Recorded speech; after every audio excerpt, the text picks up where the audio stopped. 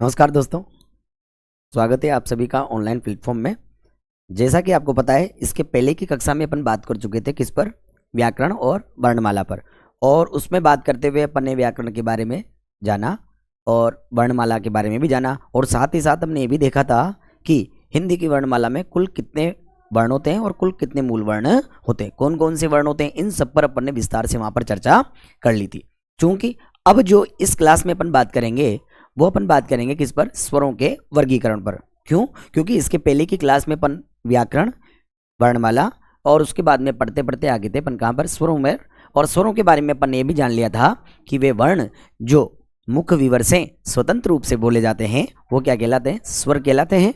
और स्वरों की कुल संख्या कितनी मानी गई थी, 11 मानी गई थी, जबकि मात्रा के आधार पर कितनी थी, 10। क्यों? क्योंकि अ के नाम की मात्रा नहीं लगती, केवल क्या लगती है, सिरोरेखा। और हमने ये भी जाना था कि अ हिंदी का एकमात्र ऐसा स्वर है जिसे उदासीन स्वर भी कहा जाता है, राइट ना। और आगे बढ़े थे तो हमने ये भी कहा था कि डॉक्टर भोलानाथ तिवारी के अनुसार स्वरों की संख्या कितनी थी, 10, क्योंकि उन्होंने री को स्वर नहीं माना। फिर हमने कहा था कि अपभ्रंश में स्वरों की संख्या कितनी थी, तो हमने कहा 8 थी। और अपभ्रंश के बाद हिंदी में जोड़े गए 2 नए स्वर जिन्हें नवीन स्वर कहा जाता है वो कौन कौन से थे, तो हमने कहा आई और औता। और उसके बाद में हमने जाना कि संस्कृत से लिया गया था किसे, री को, जिसे अपन तत्सम स्वर भी कहते हैं। और साथ ही साथ एकमात्र ऐसा विवादास्पद स्वर जो विवादों में घिरा हुआ है वो भी कौन सा माना गया है, री। यहां तक तो अपन ने विस्तार से चर्चा कर ली थी। अब चूंकि अपन को बात करनी है स्वरों के वर्गीकरण पर कि स्वरों को किन किन भागों में बांटकर देखा गया है, तो आज के सेशन में अपन प्रारंभ करेंगे दोस्तों स्वरों का वर्गीकरण और उनको अलग अलग भागों में बांट करके देखेंगे। तो चलते हैं, आज की क्लास को प्रारंभ करते हैं नए टाइटल के साथ, स्वरों के वर्गीकरण में। देखो सुने, तो आज का अपना जो टाइटल है वह है क्या, स्वरों का वर्गीकरण। तो देखो अपना टाइटल है स्वरों का वर्गीकरण। देखो स्वरों का वर्गीकरण,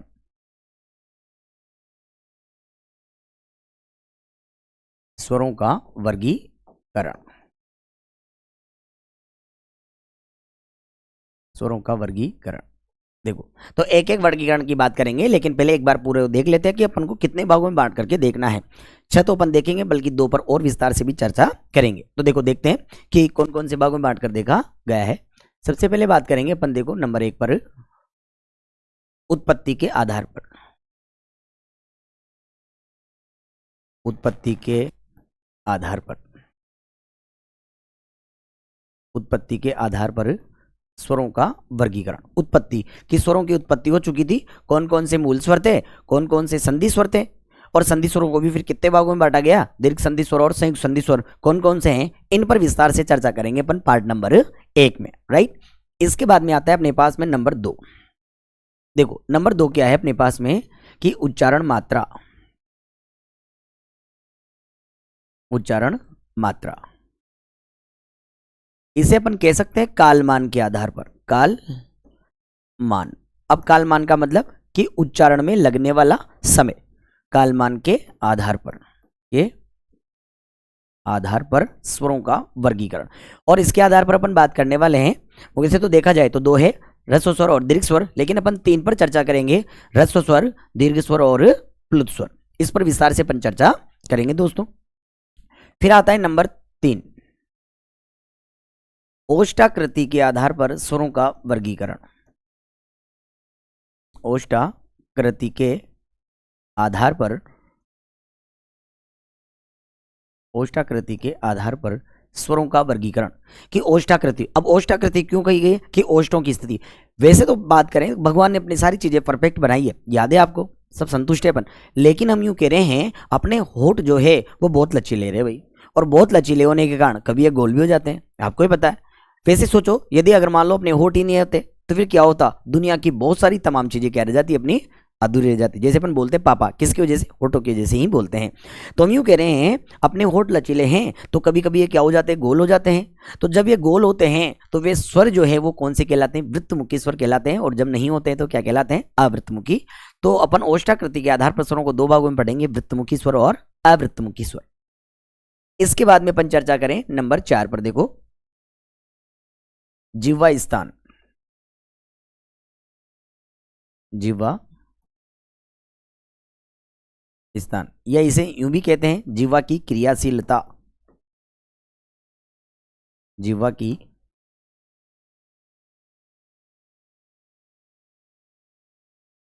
क्रियाशीलता के आधार पर, के आधार पर स्वरों का वर्गीकरण। मतलब अपनी जीवा 3 जगह से क्रियाशील होती है। क्यों? क्योंकि अपनी जीवा के 3 भाग माने गए, एक तो आगे वाला भाग है, एक पीछे वाला भाग है और एक बीच वाला भाग। तुमने क्या कहा? आगे वाले भाग से जो स्वर बोले जाएंगे वो अग्र स्वर कहलाएंगे, पीछे वाले भाग से जो स्वर बोले जाएंगे वो पश्च स्वर कहलाएंगे, और बीच वाले विभाग से स्वर बोले जाएंगे वो क्या कहलाएंगे? मध्य स्वर कहलाएंगे। वो पढ़ेंगे अपन पार्ट नंबर 4 में। फिर आता है अपने पास में पार्ट नंबर 5।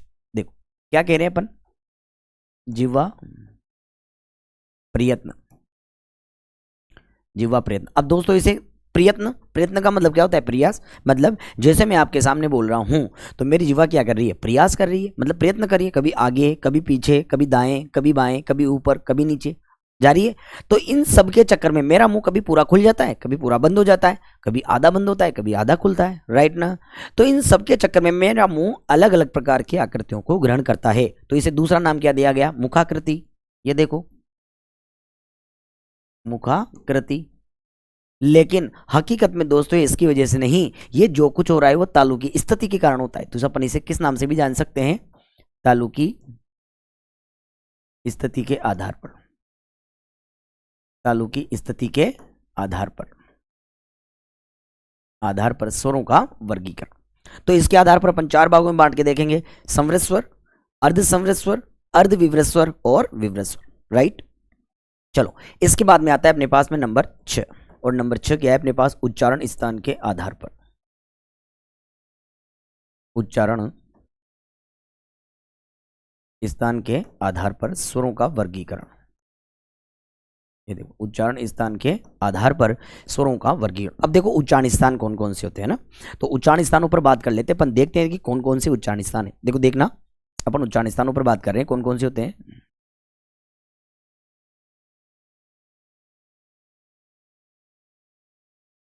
ये देखो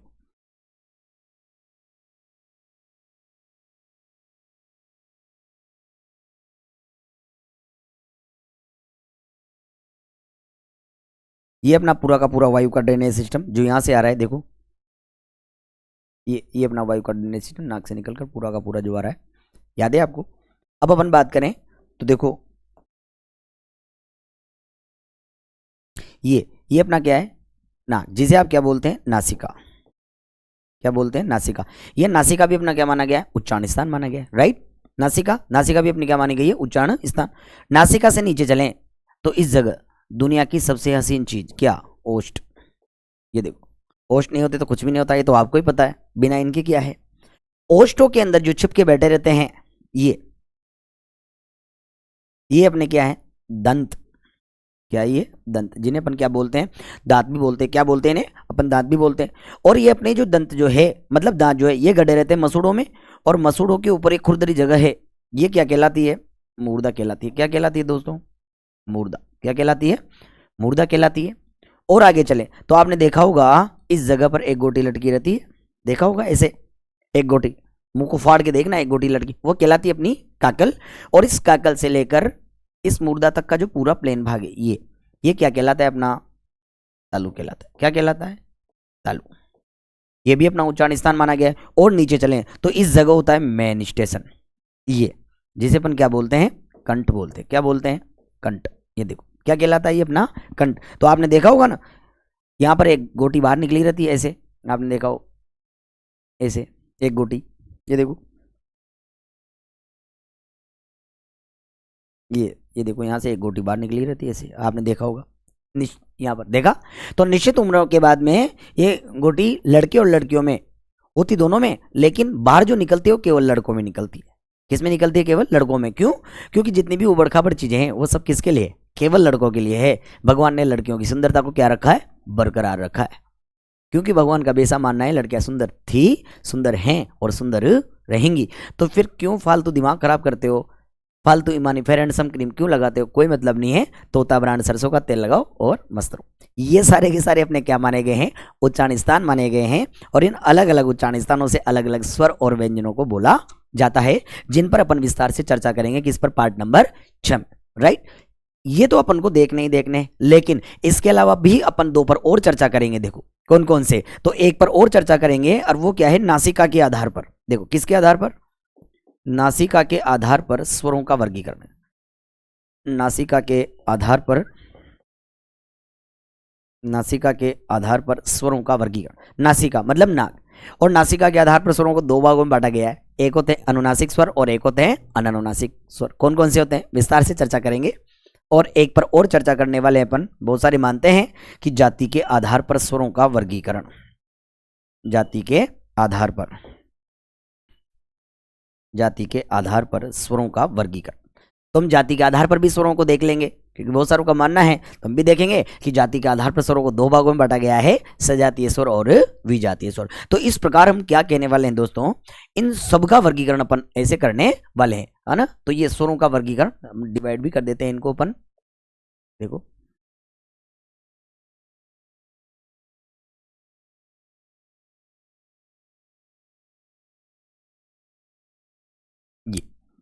ये देखो, ये अपना स्वरों का वर्गीकरण कंप्लीट इस पर।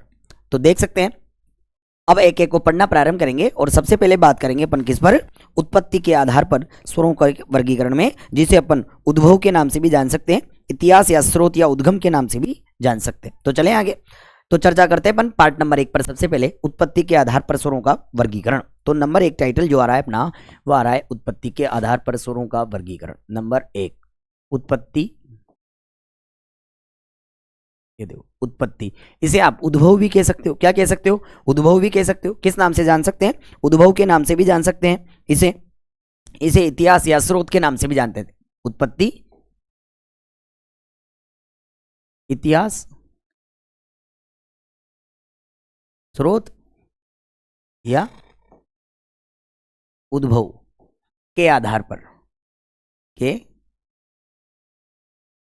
आधार पर स्वरों का वर्गीकरण। तो पार्ट नंबर 1 है अपना उत्पत्ति, इतिहास या स्रोत या उद्भव के आधार पर स्वरों का वर्गीकरण। और बात आती है दोस्तों, इसके आधार पर स्वरों को अपन 2 भागों में बांट के देखते हैं। तो पहले तो अपन ये बात कर लेते हैं कि यार स्वरों की कुल संख्या कितनी है। तुमने कहा 11 है भाई साहब, कितनी है 11।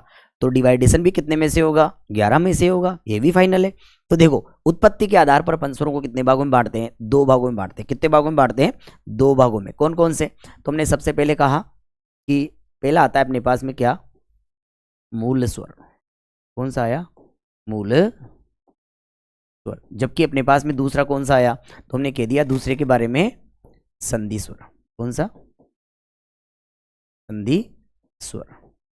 और ये जो संधि स्वर है, इन्हें ही अपन किस नाम से जानते हैं, संध्यक्षर के नाम से भी जानते हैं। किस नाम से जानते हैं, संध्यक्षर के नाम से भी जाने जाते हैं। तो अपन ने 2 भागों में बांट दिया है किसको, उत्पत्ति के आधार पर स्वरों को। एक आया अपने पास में मूल स्वर और एक आया क्या, संधि स्वर।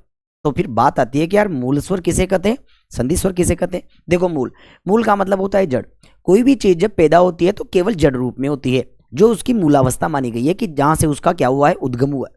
तो हम परिभाषा के रूप में बांधे तो क्या कहेंगे कि वे स्वर जो मूल रूप में पैदा हुए हैं, या जो जड़ रूप में पैदा हुए हैं, या जो स्वयंभू माने जाते हैं, या जिन्होंने पैदा होने के लिए किसी और का सहारा नहीं लिया, वे कौन से स्वर कहलाते हैं, मूल स्वर कहलाते हैं। तुमने क्या कहा, वे स्वर जो स्वतंत्र रूप से पैदा हुए हैं, मूल रूप में पैदा हुए हैं, उन्हें किस नाम से जानते हैं, मूल स्वरों के नाम से जाना जाता है। जबकि इनके बारे में क्या कहा कि वे स्वर जो 2 स्वरों से मिलकर के बने होते हैं, उन्हें संधि स्वर या संध्यक्षरों के नाम से भी जाना जाता है। तो देखो बात आती है कि यार मूल स्वर किसे कहते हैं, कि वे स्वर जो मूल रूप में पैदा हुए हैं या जड़ रूप में पैदा हुए हैं, उन्हें क्या कहते हैं, मूल स्वर कहते हैं। कौन कौन से होते हैं, इन पर भी अपन चर्चा कर लेते हैं। तो हम यूं कह रहे हैं कि ये कौन कौन से होते हैं। तो हमने कहा अ, ई, उ और री। तो मूल स्वर कौन कौन से हुए, अ, ई, उ, री। तो इनकी संख्या कितनी आ गई, 4। कितनी आ गई, 4। तो 11 में से 4 गएंगे तो कितने बचेंगे भाई, 7 बचेंगे। कितने बचेंगे, 7। तो संधि स्वरों की संख्या कितनी आ गई, 7। देखो कितनी आ गई, 7। तो फिर एक बात ये भी आती है कि यार मूल स्वर 4 हैं, कौन कौन से, अ, ई, उ, री। तो शेष जो भी बचे हो क्या कहलाएंगे, संधि स्वर ही कहलाएंगे। क्या कहलाएंगे, संधि स्वर कहलाएंगे। देखो अब संधि स्वर कौन कौन से, इनको छोड़कर जो भी बचे कौन कौन से, तो हमने कहा आ, क्या कहा आ, हमने कहा ई, हमने कहा उ, हमने कहा ए, हमने कहा आई, हमने कहा ओ, और हमने कहा औ। ये सारे के सारे कौन से स्वर कहलाते हैं, संधि स्वर कहलाते हैं। कौन से स्वर कहलाते हैं, संधि स्वर कहलाते हैं। तो हमने कहा कि मूल स्वर कि वे स्वर जो मूल रूप में पैदा हुए हैं या जड़ रूप में पैदा हुए हैं उन्हें क्या कहते हैं, मूल स्वर कहते हैं। लेकिन इन मूल स्वरों को बहुत सारे नामों से जाना जाता है। कौन कौन से नाम हैं उन्हें देखते हैं, फिर उनकी भी व्याख्या करते हैं। ये जो मूल स्वर है, इन मूल स्वरों को देखो जड़ स्वर भी कहते हैं। क्या कहते हैं, जड़ स्वर। इन्हें जड़ स्वर कहते हैं। क्या कहते हैं, जड़ स्वर भी कहा जाता है। इन्हें और किस नाम से जानते हैं, तो हमने कहा इन्हें प्राकृतिक स्वरों के नाम से भी जाना जाता है। किस नाम से जाना जाता है, प्राकृतिक स्वरों के नाम से। और किस नाम से जानते हैं, तो हमने कहा इन्हें नैसर्गिक स्वरों के नाम से भी जाना जाता है। किस नाम से जाना जाता है, नैसर्गिक स्वरों के नाम से। और कहा और किस नाम से जानते हैं, तो हमने कहा इन्हें स्वतंत्र स्वरों के नाम से भी जाना जाता है। किस नाम से जाना जाता है, स्वतंत्र स्वरों के नाम से भी जाना जाता है। बताओ भाई और किस नाम से जानते हैं, तो हमने कहा इन्हें आदि स्वरों के नाम से भी जाना जाता है। किस नाम से जानते हैं, आदि स्वरों के नाम से भी जाना जाता है। किस नाम से, आदि स्वरों के नाम से। ये देखो किस नाम से जानते हैं, आदि स्वरों के नाम से जाना जाता है। तो फिर कहा और किस नाम से जानते हैं, तो हमने कहा बिल्कुल इन्हें बीजाक्षर भी कहा जाता है। क्या कहा जाता है, बीजाक्षर भी कहा जाता है। बताओ भाई और किस नाम से जानते हैं, तो हमने कहा इन्हें रूढ़ाक्षर भी कहा जाता है। क्या कहा जाता है, रूढ़ाक्षर भी कहा जाता है। हमने कहा और बताओ और किस नाम से जानते हैं, तो हमने कहा इन्हें अनुदात्त स्वरों के नाम से भी जानते हैं। किस नाम से जानते हैं, अनुदात्त स्वरों के नाम से भी जाना जाता है। अब बताओ इतने सारे नाम आ गए इनके, किनके, मूल स्वरों के। अब देखो जड़ स्वर क्यों कहते हैं, क्योंकि हमने कहा जड़ रूप में पैदा हुए हैं, इस कारण क्या कहलाए, जड़ स्वर कहलाए। फिर हमने कहा प्राकृतिक, प्रकृति के द्वारा दिए हैं, इस कारण प्राकृतिक कहलाए। और प्राकृतिक का पर्यायवाची क्या है, नैसर्गिक, क्योंकि निसर्ग का मतलब ही प्रकृति होता है। फिर हमने कहा स्वतंत्र स्वर, क्या है, स्वतंत्र मतलब खुद ही पैदा हुए हैं, किसी दूसरे का सहयोग नहीं लिया। फिर हमने कहा आदि स्वर, आदि क्यों कहा, क्योंकि आदि काल में अर्थात सबसे पहले पैदा हो गए थे, इस कारण आदि स्वर कहलाए। बीजाक्षर, ऐसे अक्षर जो बीज रूप में आए हैं वो बीजाक्षर, क्योंकि इन्होंने बीज रोपण किया। और फिर क्या आया, रूढ़ाक्षर, ऐसे अक्षर हैं जो आए और फिर लगातार प्रचलन में आ गए, मतलब प्रसिद्ध हो गए, रूढ़ाक्षर कहलाए। अनुदात्त स्वर, ये सब किसके नाम हैं, मूल स्वरों के ही नाम। आया समझ में, यहां तक कोई डाउट नहीं है। इधर आ जाते हैं देखो, और हम बात कर रहे हैं संधि स्वर की। हमने कहा कि संधि स्वर किसे कहते हैं, कि वे स्वर जो दो स्वरों से मिलकर के बने होते हैं, क्या कहलाते हैं दोस्तों, संधि स्वर कहलाते हैं, राइट ना। अब देखो हमने क्या कहा, ये जो संधि शब्द है इसका अर्थ क्या होता है, तो हमने कहा संधि का शाब्दिक अर्थ क्या होता है, मेल। देखो हमने कहा है संधि का शाब्दिक अर्थ केवल क्या होता है, मेल होता है। यदि मैं आपसे यहाँ प्रश्न करूं, क्या प्रत्येक मेल संधि कहलाता है क्या, तो नहीं कहलाता भाई साहब, कतई नहीं कहलाता। क्यों, क्योंकि संधि बराबर मेल नहीं है। संधि बराबर क्या है, विकार है, परिवर्तन है, बदलाव है। इसका मतलब दो के मिलने के बाद यदि नया प्रोग्राम आता है, मतलब परिवर्तन आता है, बदलाव आता है, विकार उत्पन्न होता है, तो संधि है। और केवल कोरा मिलन हुआ है तो केवल क्या कहलाएगा, संयोग कहलाएगा, क्योंकि संयोग का मतलब भी क्या है, मिलन है। तो ध्यान रखेंगे अपन कि संधि का शाब्दिक अर्थ मेल जरूर होता है, लेकिन प्रत्येक मेल संधि नहीं कहलाता। तो संधि बराबर क्या है, विकार, परिवर्तन, या क्या है, बदलाव है, राइट। जब संधि पढ़ेंगे तब विस्तार से चर्चा करेंगे। और इन संधि स्वरों को किस नाम से जानते हैं, संधिक्षरों के नाम से जानते हैं। अब बात आती है कि अरे संधिक्षर जो शब्द है, क्या इसमें संधि है क्या, बिल्कुल है। तो कौन सी होगी और विच्छेद क्या होगा, तो हमने कहा संधिक्षर शब्द का विच्छेद होता है संधिधन अक्षर, संधिधन अक्षर। ये देखो क्या होगा, संधिधन अक्षर। अब जब संधिधन अक्षर हो ही गया तो फिर संधि का नाम भी बता दीजिए। तो हमने कहा कौन सी संधि है, तो हमने कहा इसमें संधि है यण संधि। कौन सी संधि, यण संधि। अब बात आती है कि यार यण संधि कैसे, पहचान क्या है, तो हमने कहा है कि देखो य व र के पहले यदि आधा वर्ण आ जाए तो संधि कौन सी होगी, यण संधि होगी। तो अपन एक छोटा सा डायग्राम देखते हैं और क्या कह रहे हैं कि यदि य और व इसके पहले पूरा वर्ण आए तो संधि कौन सी होती है, तो हमने कहा भाई साहब होती है कौन सी, अयादि। कौन सी, अयादि संधि, राइट। हमने कहा यदि य व और र इसके पहले आधा वर्ण आए तो संधि कौन सी होती है? तुमने कहा यण संधि होती है। कौन सी होती है? या। फिर हमने कहा यदि दो मात्रा विधान आए तो संधि कौन सी होती है? तुमने क्या कहा? वृद्धि संधि होती है। कौन सी? वृद्धि। हमने कहा यदि मान लो एक मात्रा विधान और अर आए तो संधि कौन सी होती है? तुमने कहा गुण संधि होती है। कौन सी? गुण। और हमने कहा यदि दीर्घ मात्रा विधान आ जाए ये, तो फिर संधि कौन सी होगी? तुमने कहा दीर्घ संधि होती है। ये संधियों को समझने का क्रम है जो अपन विस्तार से बहुत आराम से समझेंगे। फिलहाल तो अपन ये कहा कि यह व के पहले यदि आधा वर्ण आता है तो यण, और यह व के पहले पूरा वर्ण आए तो कौन सी? अयादि। और यहाँ भी यही आ रहा है, देखो यह और व के पहले र के पहले आधा, इसका हमने कह दिया संधि कौन सी है? यण संधि है। राइट, चलो आगे चर्चा कर लेते हैं अपन, है ना।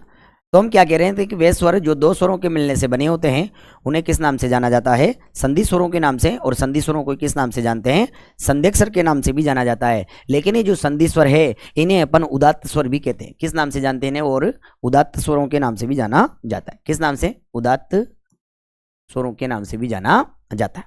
ये भी क्लियर। अब बात आती है कि ये जो संधि स्वर है इन संधि स्वरों को भी दो भागों में बांटा गया है। इसमें बांटा गया है दो भागों में। कौन कौन से? तुमने कहा ये दो भाग कौन कौन से हैं? तुम कह रहे हैं दो भाग है। एक है अपने पास में, देखो, दीर्घ संधि स्वर। कौन सा? दीर्घ संधि स्वर। और एक है अपने पास में संयुक्त संधि स्वर। संयुक्त संधि स्वर। संयुक्त संधि स्वर। दो भागों में बांटा गया है किनको? संधि स्वरों को भी, दीर्घ संधि स्वर और संयुक्त संधि स्वर। एक तो ये रहा और एक ये रहा संयुक्त संधि स्वर। ये देखो इनको कितने भागों में बांटा गया है? दो भागों में, दीर्घ संधि स्वर और संयुक्त संधि स्वर। अब दीर्घ संधि स्वर कौन कौन से होते हैं इस पर भी चर्चा करते हैं अपन। देखो, तो हम यूं कह रहे हैं कि वे स्वर जो दो समान स्वरों से मिलकर के बने होते हैं उन्हें क्या कहा जाता है? दीर्घ संधि स्वर कहा जाता है। और जो दो असमान स्वरों से मिलकर बने होते हैं उन्हें क्या कहते हैं? संयुक्त संधि स्वर कहते हैं। उन्हें कौन से स्वर कहते हैं? संयुक्त संधि स्वर। तो देखो कौन कौन से होते हैं। तो हमने कहा आ, ई, उ, ए, ऐ, ओ, औ। डिवाइडेशन तो इनमें से ही होगा। तो इनमें से केवल तीन ही स्वर ऐसे हैं, तीन ही स्वर ऐसे हैं जो दो समान स्वरों के मिलने से बने होते हैं। कौन कौन से? तो देखो हमने कहा एक तो आ रहा है अपने पास में आ, ये आ। इसके बाद में चर्चा करें तो आ रहा है दूसरा ई। इसके बाद में चर्चा करें तो आ रहा है तीसरा कौन? उ। तुमने क्या कहा? दीर्घ संधि स्वरों की संख्या कितनी आ गई? तीन आ गई। कितनी आ गई? तीन। कितनी आ गई भाई? तीन। कौन कौन से? आ, ई, उ। अब देखो ये आ जो बना है किससे मिलकर बना? ये अ धन अ, अ धन अ, इससे मिलकर बना। ये ई बना, ई धन ई, इससे मिलकर बना। और ये उ बना है किससे? उ धन उ, इससे मिलकर बना। तो हमने क्या कहा कि वे स्वर जो दो समान स्वरों से मिलकर बने होंगे वो तो क्या कहलाएंगे? दीर्घ संधि स्वर कहलाएंगे। क्या कहलाएंगे? दीर्घ संधि स्वर। और वे स्वर जो दो असमान स्वरों से मिलकर बने होंगे वो क्या कहलाएंगे? संयुक्त संधि स्वर कहलाएंगे। क्या कहलाएंगे? संयुक्त संधि स्वर। तो फिर बात आती है कि यार संयुक्त संधि स्वर कौन से? तो देखो हमने कहा ये अ धन ई बराबर क्या हो गया? तुमने कहा ए हो गया। क्या हो गया? ए। समझना देखो, फिर हमने कहा ये अ धन उ बराबर क्या हो गया? तो हमने कहा ओ हो गया। और देखते हैं, हमने कहा ये अ धन ए बराबर क्या हो गया? तो हमने कहा आई हो गया। और फिर हमने कहा ये अ धन ओ क्या हो गया? तुमने कह दिया औ हो गया। क्या हो गया? औ। अब इसका मतलब क्या हुआ? संयुक्त संधि स्वरों की संख्या कितनी आ गई? चार। कितनी आ गई? देखो चार। तो सात में से चार गए तो तीन बचे। तो दीर्घ संधि स्वरों की संख्या कितनी है? यहाँ पर तीन ही है। कितनी है? तीन। अब बात ये आती है कि ये दोनों तो क्या है? समान, जबकि ये दोनों क्या है? असमान। ये देखो तो हमने क्या कहा है? जब समान समान स्वरों का मेल होता है तो कौन से स्वर बनते हैं? दीर्घ संधि स्वर। और जब दो असमान स्वरों का मेल होता है तो कौन से स्वर बनेंगे? संयुक्त संधि स्वर बनेंगे। कौन से बनेंगे? संयुक्त संधि स्वर बनेंगे। अब बात आती है कि यार इन संयुक्त संधि स्वरों के बारे में भी यदि कुछ चर्चा कर सकते हैं क्या? बिल्कुल कर सकते हैं साहब। कौन सी चर्चा है? तो सुने, हमने अभी अभी संधि के बारे में देखा था कि यदि य व के पहले पूरा वर्ण आ जाए तो कौन सी संधि? अयादि संधि। यदि य व र के पहले आधा वर्ण आ जाए तो बताओ कौन सी संधि? यण संधि। और हमने क्या कहा? हमने तो ये भी कहा था यदि किसी शब्द में दो मात्रा विधान दिखाई दे तो वृद्धि संधि, और एक मात्रा विधान या अर दिखाई दे तो गुण संधि, और यदि दीर्घ मात्रा विधान दिखाई दे तो कौन सी संधि? दीर्घ संधि कहा था। उन्हीं चीजों को यहां पर भी अपन अप्लाई करने की कोशिश करते हैं। देखो हमने कहा ये ए और ओ, इन दोनों के नाम की कितनी मात्रा लगती है? तो हमने कहा एक मात्रा लगती है, राइट ना। और हमने कहा ये आई और औ, इन दोनों के नाम की कितनी मात्रा लगती है? दो मात्रा लगती है, ये भी पक्का। हमने अभी अभी कहा है कि यदि ए और ओ ये दोनों स्वर किसी शब्द के बीच में जाकर के अपनी मात्रा का विधान का कार्य कर ही देंगे तो दोस्तों बताओ उस शब्द में संधि कौन सी होगी? बताओ कौन सी संधि होगी? गुण संधि होगी, राइट ना। इसी कारण इन्हें कौन से स्वर कहा जाता है? गुण स्वर कहा जाता है। कौन से स्वर कहा जाता है? गुण स्वर कहा जाता है। कौन से स्वर कहते हैं? गुण स्वर। और हमने कहा ये आई और औ, यदि ये दोनों स्वर किसी शब्द के बीच में जाकर अपनी मात्रा विधान का कार्य कर ही देंगे तो मुझे बताओ उसमें संधि कौन सी होगी?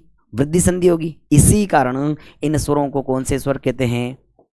वृद्धि स्वर कहा जाता है। कौन से स्वर कहते हैं? वृद्धि स्वर। तो क्या देखा अपन ने पूरे डायग्राम में? हमने देखा कि उत्पत्ति या इतिहास के आधार पर, उत्पत्ति इतिहास स्रोत के आधार पर स्वरों को कितने भागों में बांटा गया? दो भागों में। कौन कौन से? मूल स्वर और दूसरा क्या आया?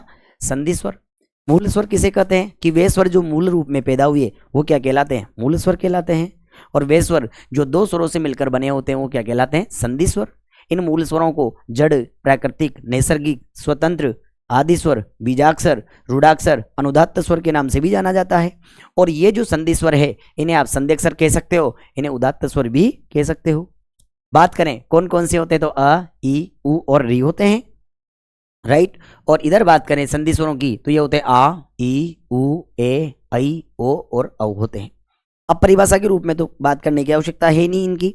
परिभाषा क्या है दोस्तों? यही है कि वे स्वर जो मूल रूप में पैदा हुए हैं, स्वतंत्र रूप से पैदा हुए हैं, या जो स्वयंभू कहलाते हैं, जो प्राकृतिक होते हैं, वह सब क्या कहलाते हैं? मूल स्वर कहलाते हैं। क्या कहलाते हैं? मूल स्वर।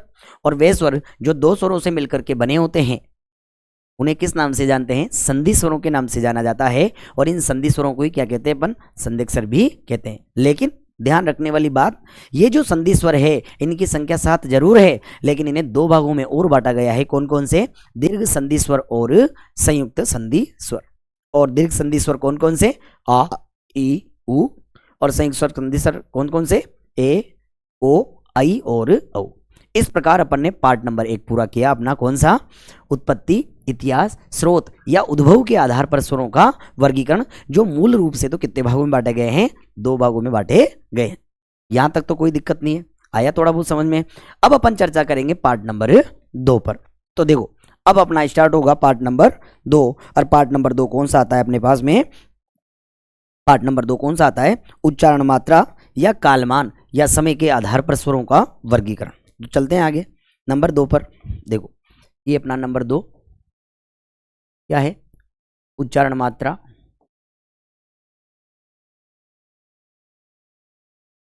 उच्चारण मात्रा। इसे आप कह सकते हो क्या? कालमान। क्या कह सकते हो? कालमान के आधार पर, के आधार पर स्वरों का वर्गीकरण, आधार पर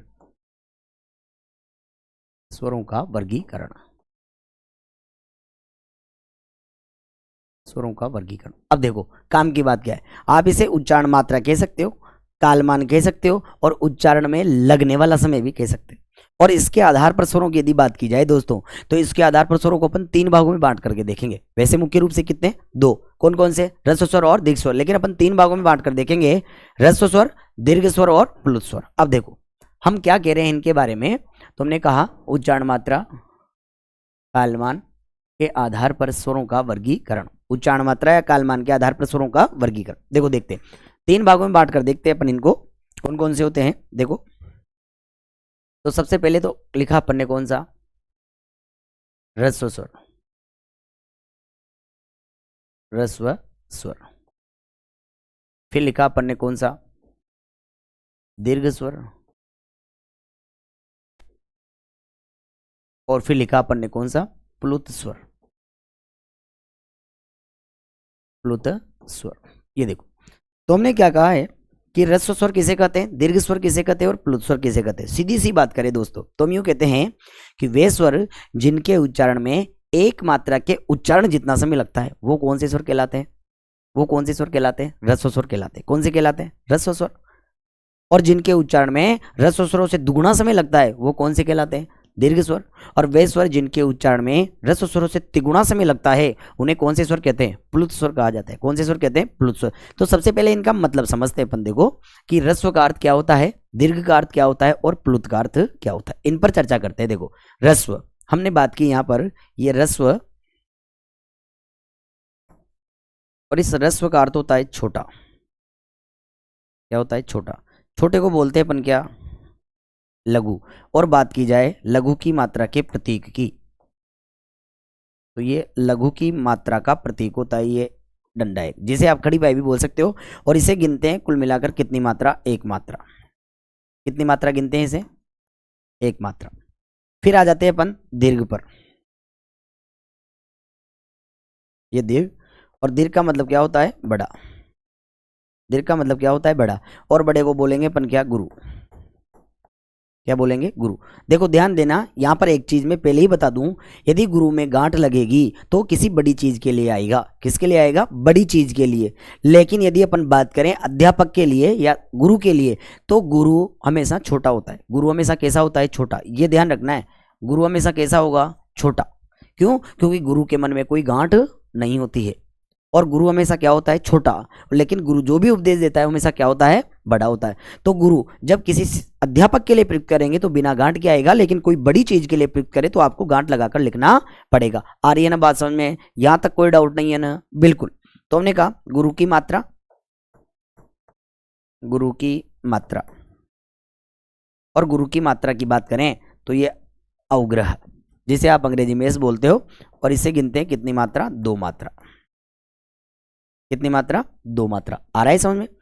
और चर्चा करें तो फिर तीसरा आता है कि अपने पास में प्लुत।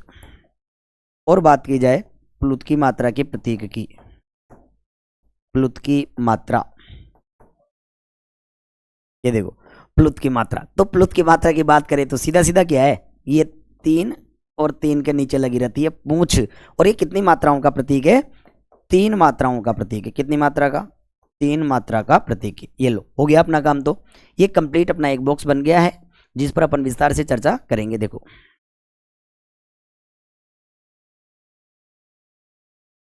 ये, इससे अपना काम चल जाएगा कंप्लीट।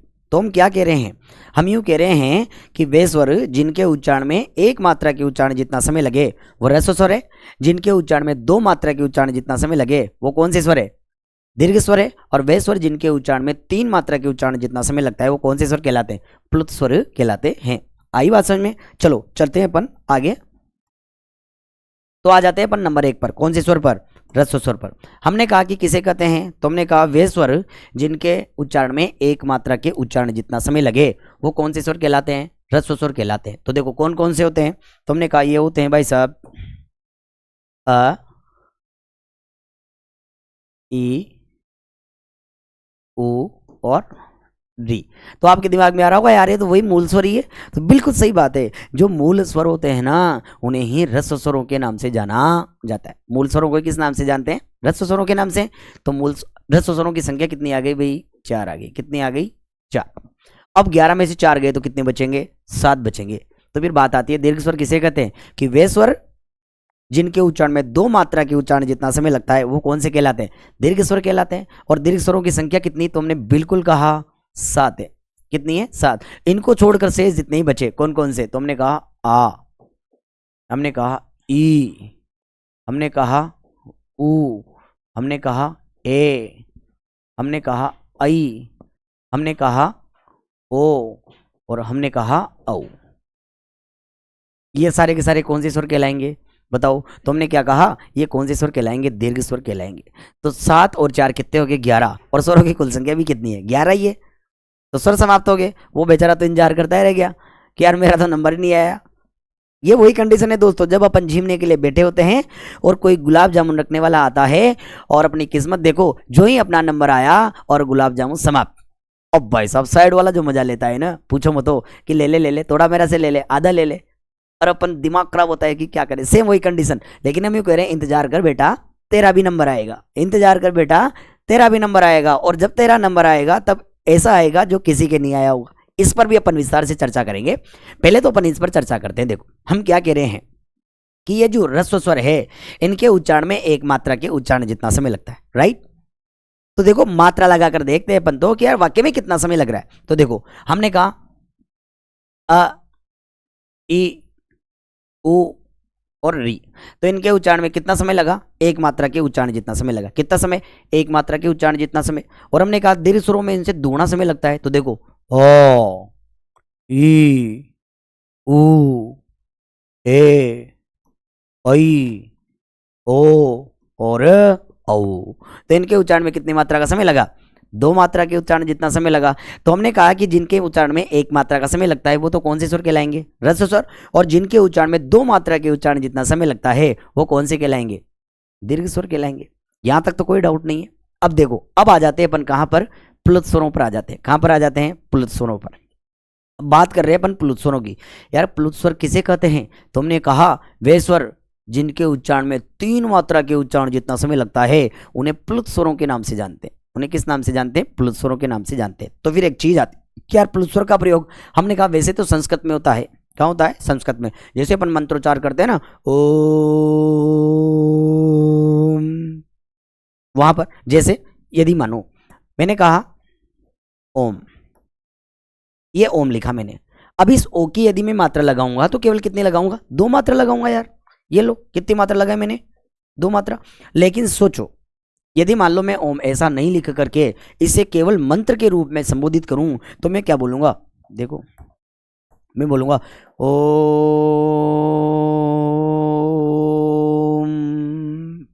अब बताओ अब क्या दो मात्राओं से काम चलेगा क्या, नहीं चले। अरे दो क्या, तीन क्या, चार क्या, पांच छह सात से भी नहीं चले।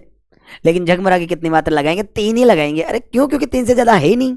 तो कितनी लगेगी मात्रा, ये तीन मात्रा लगी। और जो ही तीन मात्रा लगी अब ये ओ जो है ये दीर्घ स्वर नहीं रहा, ये कौन सा स्वर बन गया है, अब प्लुत स्वर बन गया है। इसका मतलब क्या समझे, आपने देखा होगा बहुत सी जगह ऐसे लिखा रहता है,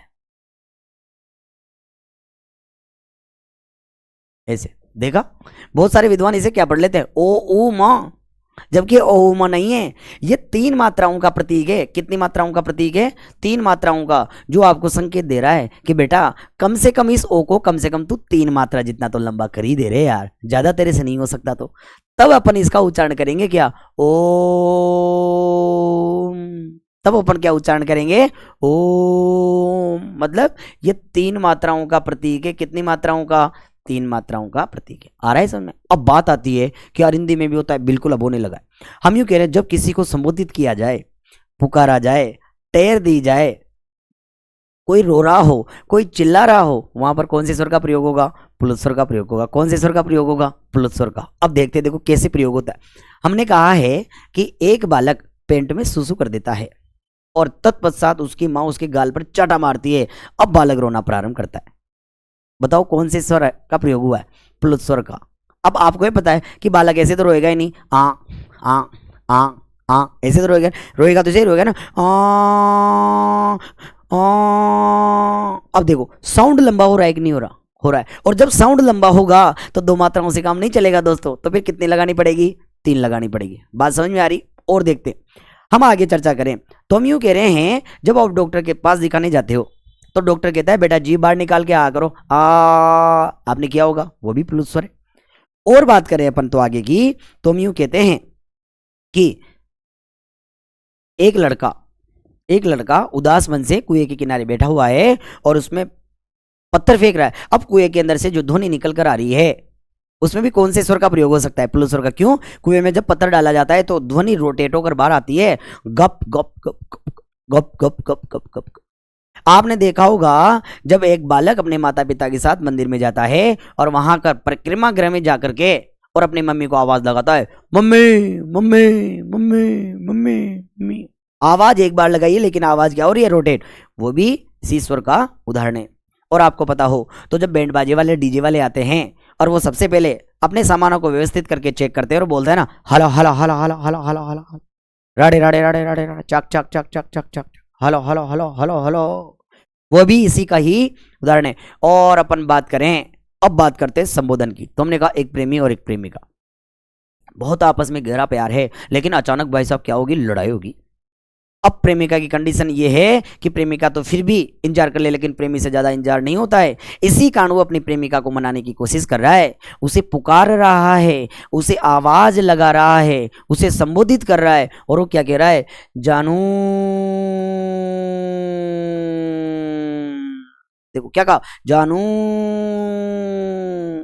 तो हमने क्या कहा, संबोधित किया है। क्या किया है, संबोधन किया है। मतलब अब क्या दो स्वर से काम चल रहा है, क्या नहीं चल रहा। और जो ही दो स्वर से काम नहीं चलेगा, कितने लगेंगे, तीन। और तीन लगते ही स्वर कौन सा बन जाएगा, प्लुत स्वर। तो हम कहने का मतलब क्या समझने की कोशिश कर रहे हैं कि जब काम दो मात्राओं से नहीं चलता है, तब किसका प्रयोग होता है, प्लुत स्वर का। तो हम क्या कह रहे हैं, जब किसी को संबोधित किया जाता है, या कोई रो रहा हो, या कोई चिल्ला रहा हो, वहां पर जिस स्वर का प्रयोग होता है वो कौन से स्वर कहलाते हैं, प्लुत स्वर कहलाते हैं। कौन से स्वर कहलाते हैं, प्लुत स्वर। आई क्या बात समझ में। अब बात आती है इनके और क्या क्या नाम हो सकते हैं दोस्त। तो सुने, हम यूं कह रहे हैं ये जो ह्रस्व स्वर है, इनका नाम ह्रस्व स्वर तो है ही सही, लेकिन इन्हें और किस नाम से जानते हैं। तो हम यूं कह रहे हैं ये जो ह्रस्व स्वर है, इन्हें कहा जा सकता है क्या, इन्हें कहा जा सकता है लघु स्वर। क्या कहा सकता है, लघु स्वर कह सकते हैं इन्हें।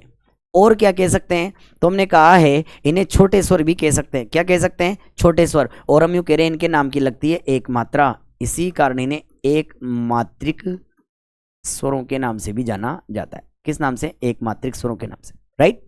फिर आता है दीर्घ। दीर्घ का मतलब क्या होता है, बड़ा। तो इन्हें बड़े स्वर भी कह सकते हैं, राइट। और इनके नाम की दो मात्रा लगती है, तो इन्हें द्विमात्रिक भी कहते हैं, और इन्हें गुरुस्वर भी कह सकते हैं। तो देखो हमने क्या कहा, इनका और क्या नाम है, तो हमने कहा इन्हें गुरुस्वर कह सकते हैं। क्या कह सकते हैं, गुरुस्वर। हमने कहा इनके नाम की लगती है दो मात्रा, इसी कारण अपन इन्हें द्विमात्रिक स्वर भी कह सकते हैं। क्या कह सकते हैं, द्विमात्रिक स्वर भी कह सकते हैं। और आती है बात प्लुत स्वरों की, तो यार बात आती है कि यार प्लुत स्वर किसे कहते हैं। अरे यार जिनके नाम की तीन मात्रा लगती है वो क्या कहलाते हैं, प्लुत स्वर कहलाते हैं, राइट ना। तो फिर इनके नाम की जब तीन मात्रा लगती ही है, तो इन्हें त्रिमात्रिक स्वर भी कहा जा सकता है। तुमने क्या कहा कि इन्हें त्रिमात्रिक स्वर भी कहते हैं। क्या कहते हैं, त्रिमात्रिक स्वर भी कहा जाता है। क्या कहा जाता है, त्रिमात्रिक स्वर भी कहा जाता है। तो हमने क्या कहा है कि उच्चारण मात्रा या उच्चारण में लगने वाले समय के आधार पर स्वरों को कितने भागों में बांटा गया है, तीन भागों में बांटा गया है। कितने भागों में बांटा गया है, तीन भागों में बांटा गया है। कौन कौन से, ह्रस्व स्वर, दीर्घ स्वर और प्लुत स्वर। जिनके उच्चारण में एक मात्रा का समय लगे ह्रस्व स्वर, दो का लगे दीर्घ स्वर, और तीन का लगे तो क्या कहलाएंगे, प्लुत स्वर कहलाते हैं। यहां तक कोई डाउट नहीं है। चले आगे, इनकी परिभाषा भी लिख लेते हैं अपन। चलो आगे चर्चा करते हैं अपन इनकी परिभाषाओं पर। तो हम कह रहे हैं कौन कौन से स्वर है। तो सबसे पहले आया क्या अपने पास में, ह्रस्व स्वर। ह्रस्व स्वर किसे कहते हैं, तुमने कहा वे स्वर, वे स्वर जिनके उच्चारण में, जिनके उच्चारण में एक मात्रा के उच्चारण जितना समय लगता है, एक मात्रा के उच्चारण जितना समय लगता है,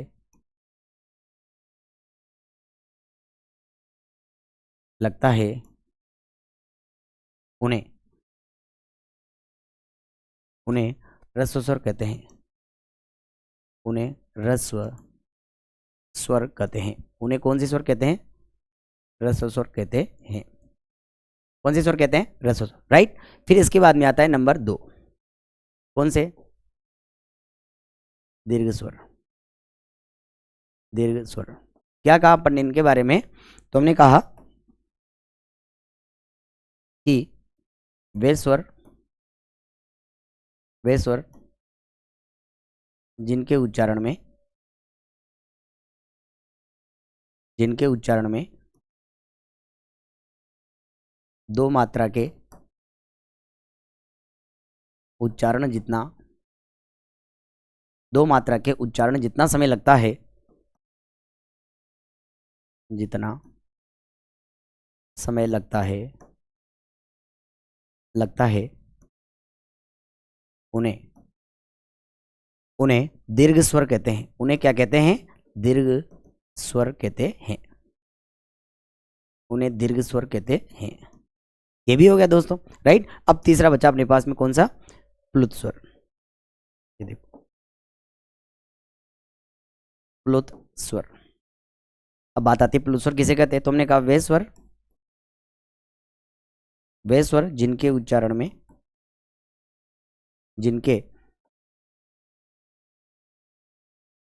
में तीन मात्रा के उच्चारण जितना समय लगता है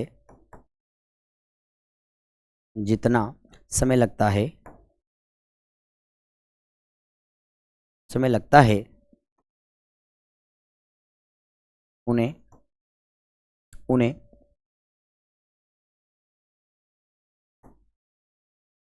प्लुत स्वर कहते हैं।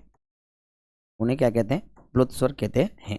अब देखो, ये तो अपन ने परिभाषाओं पर चर्चा कर ली। अब संख्या पर बात कर लेते हैं अपन। देखो ना, तो आते हैं वापस पीछे, और हम बात कर रहे थे संख्या की। तो हमने क्या कहा है कि ह्रस्व स्वरों की संख्या कितनी मान ली? 4 मान ली, राइट। कितनी मान ली? 4।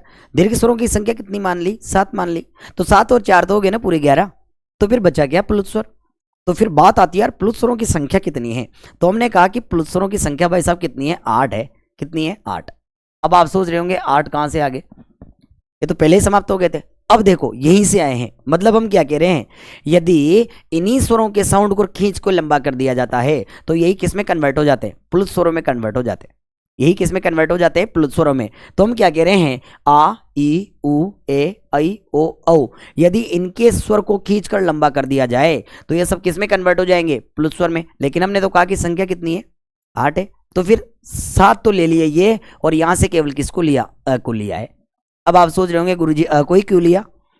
ई उ और री को भी ले लेते। क्यों? क्योंकि ई उ और री इनके साउंड को जब लंबा किया जाता है तो ये बड़े बन जाते हैं, जबकि अ के साउंड को जब लंबा किया जाता है तो आ में कन्वर्ट नहीं होता, अ का आई रहता है। कैसे? देखना, हमने कहा यदि मान लो मैंने कहा राधा, समझना ये राधा। अगर मान लो मैंने कहा केवल राधा, तो इस राधा के नाम की मैं केवल कितनी मात्रा लगाऊंगा? 1 मात्रा, सॉरी 2 मात्रा। कितनी लगाऊंगा? 2 मात्रा। क्यों? क्योंकि ध में क्या है? आ। लेकिन अगर मान लो मुझे इस राधा को पुकारना हो, संबोधित करना हो, तो क्या 2 मात्राओं से काम चलेगा? क्या कतई नहीं चले। जैसे यदि मान लो मैंने कहा ये रा और ये धा, अब मैं पुकारूं राधा तो आजा, देखो तो क्या हम यूं कह रहे हैं 2 मात्राओं से काम चलेगा? नहीं चलेगा। और जहां 2 मात्राओं से काम नहीं चलेगा कितनी लगती है? 3। और जो ही यहां 3 लगा, अब ये जो स्वर था, क्या बताओ ये दीर्घ स्वर रहेगा? क्या नहीं रहेगा? बताओ रहेगा? क्या नहीं रहेगा। और जो ही नहीं रहेगा तो ये किस में कन्वर्ट हो जाएगा? प्लुत स्वर में कन्वर्ट हो जाएगा। किस में? प्लुत स्वर में। तो हम क्या कह रहे हैं, इन 7 स्वरों के साउंड को खींच के लंबा करेंगे तो इनके नाम की 3 मात्रा लगना प्रारंभ हो जाएगा, तो ये बन जाएंगे प्लुत स्वर। और यहां देखो ये अ। अब यदि मान लो मैं यूं कहूं कि मैंने कहा क्या? श्याम। मैंने क्या कहा? श्याम। मैं यहां लिख रहा हूं जैसे श्याम कहा मैंने। अब ये श्याम, म में क्या है? अ है, 1 मात्रा लगेगी। लेकिन यदि मान लो मैं श्याम को पुकारूं और मैं कहूं श्याम, तो क्या आ हुआ? क्या नहीं हुआ ना। मतलब ये अ जो था, ये अ का आ ही रहा है, बस साउंड लंबा हो गया। अब बताओ क्या 1 मात्रा या 2 मात्रा से काम चल रहा है? नहीं चल रहा। और जब 1 मात्रा या 2 मात्रा से काम नहीं चलेगा तो सीधी कितनी लगेगी? 3। और 3 मात्रा लगते अब ये स्वर कौन सा बन जाएगा? प्लुत स्वर बन जाएगा। कौन सा बन जाएगा? प्लुत स्वर बन जाएगा। तो हमने क्या कहा है कि जिनके उच्चारण में 3 मात्रा के उच्चारण का जितना समय लगता है वो कौन से स्वर कहलाते हैं? प्लुत स्वर कहलाते हैं। कौन से स्वर कहलाते हैं? प्लुत स्वर कहलाते हैं। बात समझ में आई क्या? यहां तक कोई डाउट नहीं है ना? देखो तो ध्यान रहेगा, हमने कहा प्लुत स्वर जिनके उच्चारण में 3 मात्रा के उच्चारण जितना समय लगता है वो कौन से कहलाते हैं? प्लुत स्वर कहलाते हैं। तो ये यहां से बिल्कुल ये अलग है भैया ना, ये ध्यान रखना, ये अपना सिस्टम अलग है। ये प्लुत स्वर का ही यहां तक उदाहरण है। यहां तक कोई डाउट नहीं है? बात समझ में आ रही है? चलें आगे। चलो तो ये अपना क्या हो गया? उच्चारण मात्रा या कालमान के आधार पर स्वरों का वर्गीकरण पूरा हो गया। यहां तक कोई डाउट नहीं है? चलो अब मैं इन्हें मिटा देता हूं, देखो है ना, ये अपना कंप्लीट।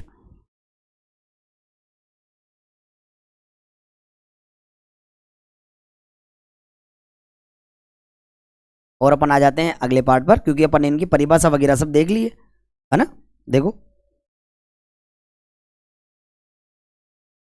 ये अपना कंप्लीट हो गया है पार्ट नंबर 2। चलो चलते हैं आगे।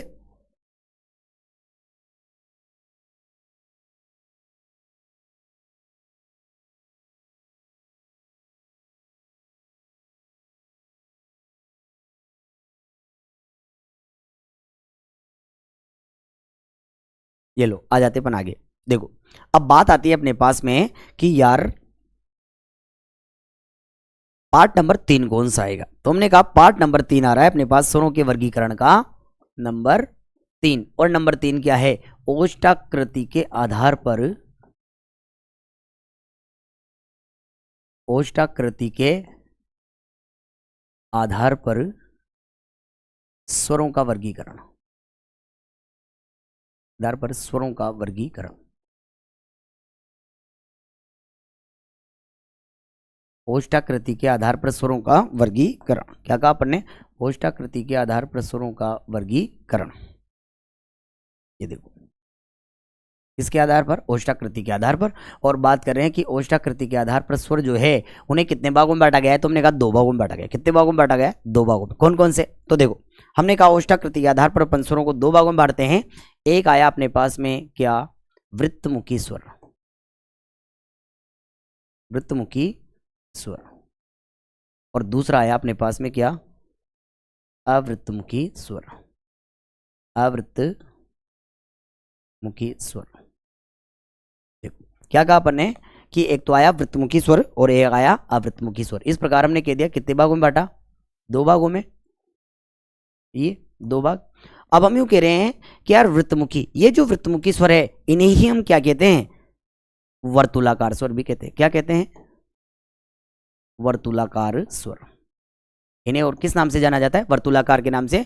और अवृत्तमुखी को क्या कहा जाता है, अवर्तुलाकार, अवर्तुलाकार स्वर भी कहा जाता है। तो देखो सीधी सी बात आती है कि किन्हें कहा जाता है। तो हमने कहा कि वे स्वर जिनके उच्चारण में, वे स्वर जिनके उच्चारण में ओष्ठों की आकृति या ओष्ठों की स्थिति गोलाकार हो जाए, बिल्कुल 360 डिग्री का प्रोग्राम बन जाए, तो कौन से स्वर कहलाएंगे, वृत्तमुखी स्वर कहलाएंगे। और वे स्वर जिनके उच्चारण में ओष्ठों की जो आकृति है वो गोलाकार नहीं होती है, वो कौन से स्वर कहलाएंगे, अवृत्तमुखी स्वर कहलाएंगे। बहुत सीधा है रे भाई।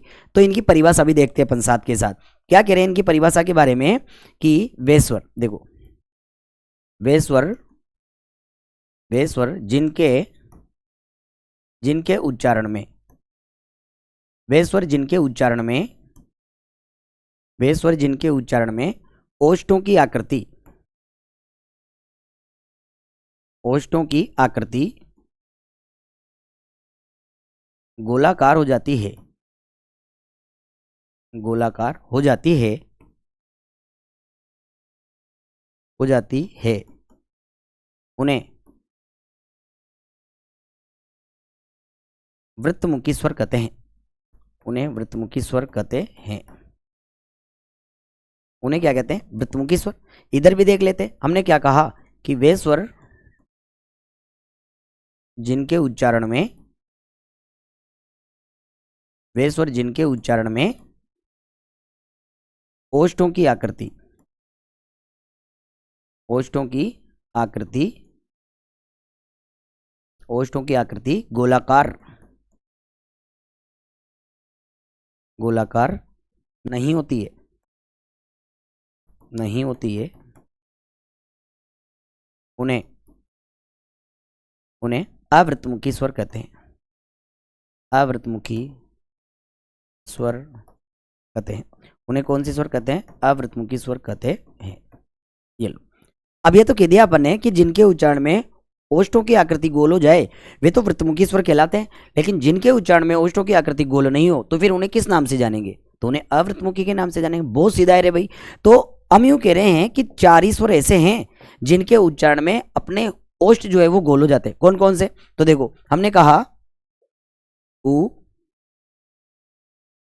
उ, ओ और औ, उ, उ, ओ और औ। ये 4 स्वर जो हैं ये क्या कहलाते हैं, वृत्तमुखी स्वर कहलाते हैं। क्या कहलाते हैं? वृत्तमुखी स्वर। क्यों? क्योंकि जब इनका उच्चारण किया जाता है तो ये क्या हो जाते हैं, अपने ओष्ठ जो है वो क्या हो जाते हैं, गोल हो जाते हैं। यहां भी एक ध्यान देने वाली बात है दोस्तों, ये उ और उ जो है ये दोनों, जब इन दोनों का उच्चारण किया जाता है तो अपने ओष्ठ जो है वो पूर्ण रूप से ही गोल होते हैं, और ये ओ और औ जो है इनका जब उच्चारण किया जाता है तो अपने ओष्ठ गोल तो होते हैं लेकिन पूर्ण रूप से नहीं होते हैं। अब बात को समझने वाली बात है। अब यहां से एक प्रश्न और बनता है, क्या कि जिनके उच्चारण में ओष्ठ पूर्ण रूप से गोल हो जाए वो पूर्ण वृत्तमुखी स्वर कहलाएंगे, और जिनके उच्चारण में पूर्ण रूप से गोल नहीं हो वह अल्प या अर्ध वृत्तमुखी स्वर कहलाते, अर्ध वृत्तमुखी स्वर कहलाते हैं। तो देखो हम इन्हें क्या कह सकते हैं, इन्हें पूर्ण वृत्ताकार स्वर भी कहते हैं, पूर्ण वृत्ताकार स्वर। ये क्या कहलाएंगे? पूर्ण वृत्ताकार। और ये क्या कहलाएंगे? अल्प वृत्ताकार स्वर कहलाएंगे। क्या कहलाएंगे? अल्प वृत्ताकार स्वर कहलाते हैं। बात समझ में आई नहीं आई? हमने कहा उ और उ ये पूर्ण वृत्ताकार स्वर कहलाते हैं, और ओ और औ ये अल्प वृत्ताकार स्वरों के नाम से भी जाने जाते। तो हमने क्या कहा, वृत्तमुखी स्वर कौन कौन से हैं? उ ओ और औ। उ ओ और औ ये कौन से स्वर है? वृत्तमुखी स्वर। कौन से स्वर है ये? वृत्तमुखी स्वर। अब आ जाते हैं इधर, अवृत्तमुखी स्वर कौन कौन से हैं? तो हमने कहा इनके अलावा जितने भी बचे वो सब क्या कहलाएंगे? अवृत्तमुखी स्वर कहलाएंगे। क्या कहलाएंगे? अवृत्तमुखी स्वर कहलाएंगे। देखना ये अब अ के बारे में चर्चा करेंगे। वैसे तो देखो अ जो है ना ये क्या कहलाता है? उदासीन स्वर कहलाता है। क्यों? क्योंकि जब अपन अ का उच्चारण करते हैं तो अपने ओष्ठ जो है वो निष्क्रिय हो जाते हैं, उदासीन हो जाते हैं। इसी कारण वैसे तो इसे श्रेणी में गिना ही नहीं चाहिए, लेकिन जो भी है ये चार है, इसके अलावा से जितने ही बचेंगे उन्हें अपन किस में मानेंगे? अवृत्तमुखी में। तो इनके अलावा कौन कौन से बचे? हमने कहा आ, ई, री, ए और आई। ये सारे के सारे कौन से स्वर कहलाएंगे? अवृत्तमुखी स्वर कहलाएंगे। कौन से स्वर कहलाएंगे? अवृत्तमुखी स्वर कहलाएंगे। तो बात समझ में आई नहीं आई दोस्तों? हम क्या कह रहे हैं कि वे स्वर जिनके उच्चारण में ओष्ठ गोल हो जाते हैं, मतलब जिनका उच्चारण करते समय अपने ओष्ठ पूर्ण रूप से गोल हो जाए वे तो वृत्तमुखी स्वर कहलाएंगे, और जिनका उच्चारण करते समय अपने ओष्ठ जो है वो गोलाई को प्राप्त नहीं होते हैं वो क्या कहलाते हैं? अवृत्तमुखी स्वर कहलाते हैं। आ रही है बात समझ में? लेकिन यहां भी अपन बात करें, वृत्तमुखी स्वर हैं कौन कौन से? उ ओ और औ, चार है, लेकिन इनमें से भी उ और उ जो है ये पूर्ण वृत्ताकार स्वर कहलाते हैं। कौन से स्वर कहलाते हैं? पूर्ण वृत्ताकार। क्यों कहलाते हैं? क्योंकि इनके उच्चारण में अपने होठ पूर्ण रूप से गोल हो जाते हैं। जैसे उ जैसे गुलाब जामुन खाया आपने कभी? अब गुलाब जामुन की बात करें तो जब गुलाब जामुन की बात करें तो गुलाब जामुन कैसा है? गोल। अब जब गोल चीजों को अपन खाते हैं तो अपने ओठ भी कैसे होते हैं? गोल। तो देखो गु उ ओ औ, तो देखो उ ओ औ क्या से स्वर है? वृत्तमुखी स्वर। शेष जितने बच्चे क्या कहलाएंगे? अवृत्तमुखी स्वर। बस ध्यान देने वाली जो बात है वो ये है कि उ कौन से स्वर कहलाते हैं? पूर्ण वृत्ताकार स्वर कहलाते हैं, और ओ और औ कौन से कहलाते हैं? अल्प या अर्ध वृत्ताकार स्वरों के नाम से भी इन्हें जाना जाता है। यहां तक कोई डाउट नहीं है दोस्तों? तो आज का अपना जो सेशन था उसमें अपन कितने पार्ट पढ़ चुके हैं? 3 पार्ट पढ़ चुके हैं। कितने पार्ट पढ़ चुके हैं? 3 पार्ट। कितने पार्ट पढ़ लिए अपन ने? 3 पार्ट। यहां तक कोई डाउट नहीं है? तो आज के लिए इतना ही। कल जब अपन मिलेंगे तब बात करेंगे अपन पार्ट नंबर 4 से, किसके आधार पर? जीवा स्थान के आधार पर स्वरों का वर्गीकरण। जहां तक के लिए धन्यवाद, मिलते हैं अगली कक्षा में। ठीक है।